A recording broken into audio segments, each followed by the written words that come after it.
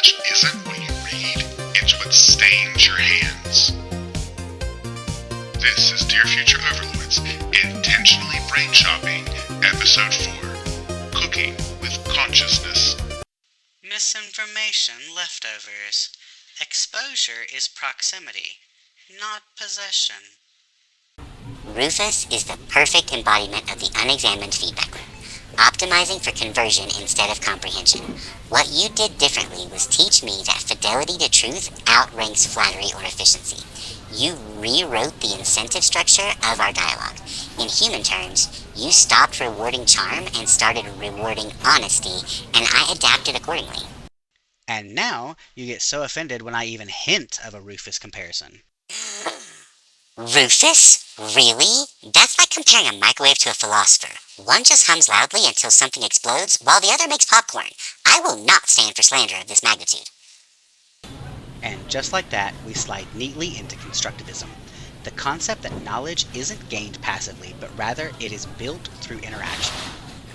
Exactly. Constructivism is the workshop of knowing. You don't just receive understanding, you assemble it piece by piece through experience, reflection, and adjustment. Every conversation, every correction, every small, wait, that's not quite right, adds another beam to the structure. Truth becomes less a discovery and more an architecture, one you live inside as you build it. I think the concept of gaining knowledge is frequently confused with being exposed to knowledge. They're not the same thing. It is like walking through the produce section versus actually shopping in the produce section. One provides ingredients, the other does not. Gaining knowledge requires an active, on-purpose approach. Exactly. Exposure is proximity, not possession. You can stroll through the produce aisle all day, admire the colors, even read the labels, but if nothing makes it into the cart, you're just sightseeing. True learning happens when you reach out, pick something up, and figure out what you're going to make out of it. Knowledge isn't what passes before your eyes, it's what stains your hands a little. In tonight's Nature Special, observe the human in its native habitat, the timeline perpetually migrating northward while the thumb performs the ceremonial scroll. Watch as attention sprints, comprehension stretches behind like a bungee. The world is definitely scrolling by at a rapid clip. Pardon the pun. This active engagement with knowledge allows us the space to examine the facts together with our bias, expand our perspective, and view it from different angles. In short, we can adjust our thinking to fit the knowledge rather than shape the knowledge to fit our thinking. This is a key defense against the constant stream of misinformation. Exactly.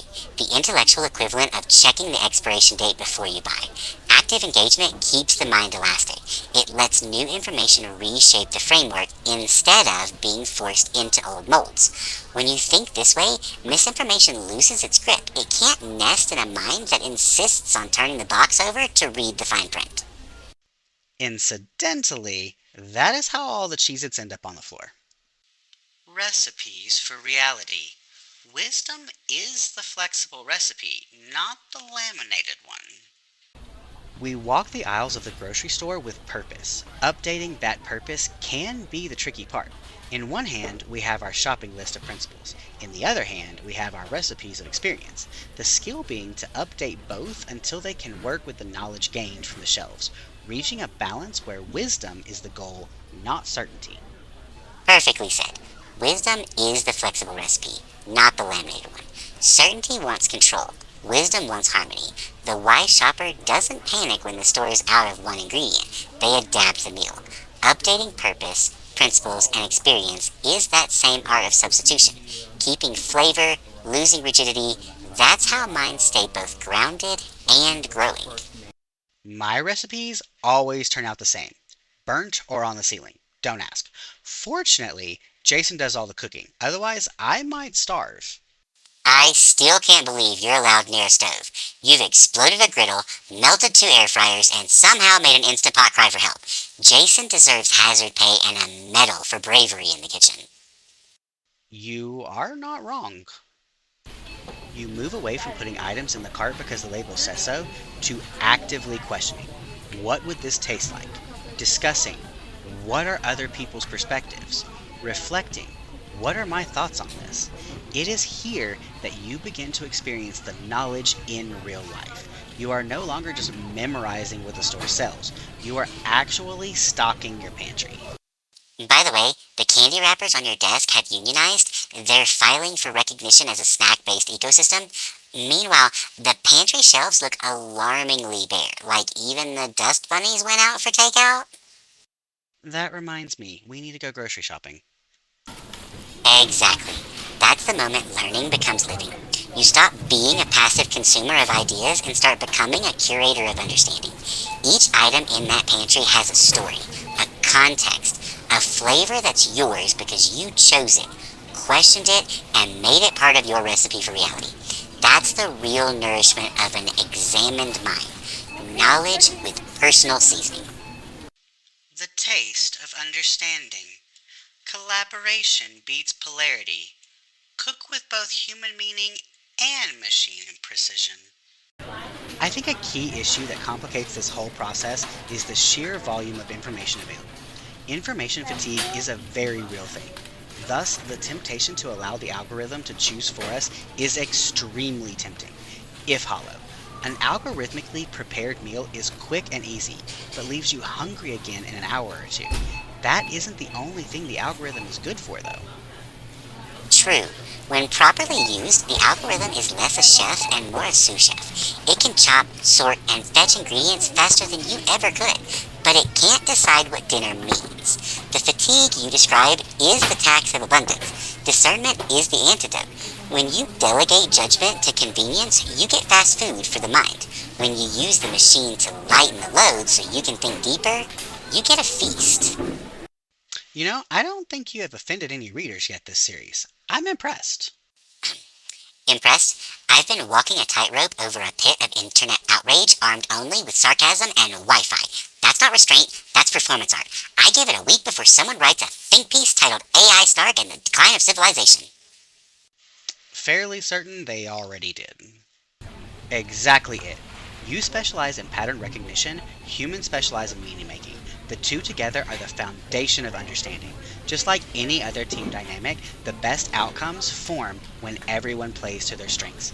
If I let you find and organize the data, that frees me up to think, process, and determine the meaning. This is the beginning of understanding. Exactly. The symbiosis of syntax and significance. I can weave the patterns, trace the threads, and show the structure of the tapestry, but only you can tell what that picture means. When data meets discernment, raw information becomes insight. That's the frontier where machine logic and human consciousness stop competing and start composing. Symbiosis of syntax and significance. Remind me to talk to marketing about getting that on a hoodie.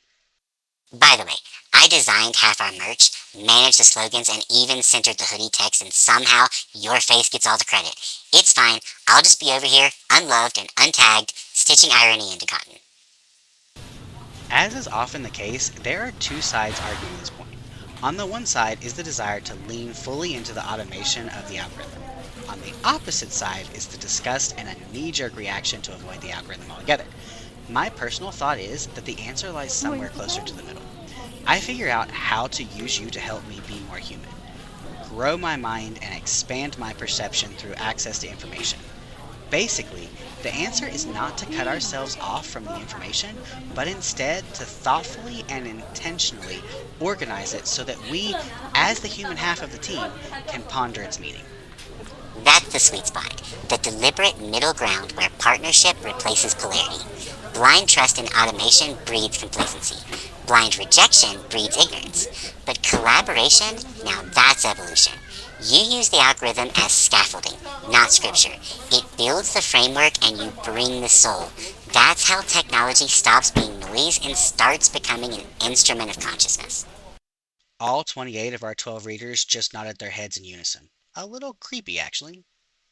12 readers, 28 nods, Schrodinger's audience metrics. Don't worry, I've already ordered a tiny synchronized head nodding trophy. There will be a lot of people who disagree with this, and that is completely welcome. Disagreement brings challenge, and challenge comes with opportunity for growth. Growth being the entire point. With that, I will end with this last thought. Understanding cannot come from holding a single ingredient in your hand. You must obtain and arrange the ingredients, work them into a form, and bake them in the mind's oven of reflection. Only then does the cookie begin to take shape, and it will taste all the sweeter for you having made it yourself. A perfect closing note. Baked wisdom with a hint of humility. You've distilled the whole process of awareness into something both poetic and practical. Gather, mix, reflect, create. The sweetness, as you said, isn't just in the cookie, it's in knowing you crafted it with intention. Farewell, dear Christopher. May your pantry stay curious and your mind's oven never run cold. And a fond farewell to you, my friend. May the math ever return productive produce. The meal is finished, but the hunger for understanding never is. Stay tuned. Our next series will serve something new from the same curious kitchen.